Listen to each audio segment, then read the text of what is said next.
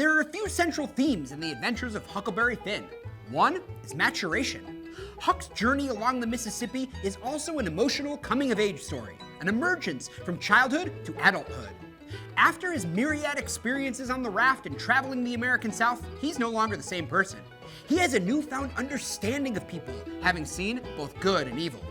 This journey of maturation is no more evident than in Huck's relationship with Jim, a man he grows to care for deeply. Jim's thoughtful nature and actions are what drive Huck the most to grow. By the end of the Adventures of Huckleberry Finn, Huck is willing to sacrifice himself to save his beloved friend.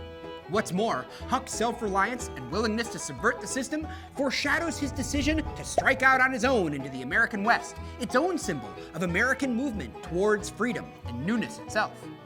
Racism is another critical theme. Racism was accepted in the South during the time the book is set. Black people's lives were viewed as worthless and irrelevant, mere possessions designed to serve whites. They're less than human, and nearly everyone accepts this attitude, and that includes Huck. It is only after spending time with Jim and bonding with him that Huck recognizes Jim's humanity. All over the South, recognition of slaves' rights, feelings, and even their existence is limited. When Twain wrote the book, slavery had ended, but racism was as rampant as ever. It could not be ended by a war, but only with a change in attitude. Huck does make this ideological change, but he is so frustrated with society that he leaves it. Another central theme is cruelty. Almost like a skewer, it runs through family, friends, and strangers alike in the Adventures of Huckleberry Finn, where the reputation of the hospitable and welcoming Southerner is shattered at every turn. Pap is the epitome of cruelty. Racist, drunk, and ignorant, he kidnaps and imprisons his own son, curses him, and insists he stop his education, beating him mercilessly. Pap's treatment of Huck drives his decision to run away. The Duke and King have no problem taking money from innocent people, too.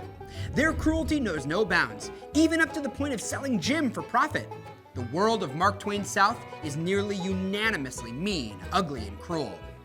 Hypocrisy is also an important theme.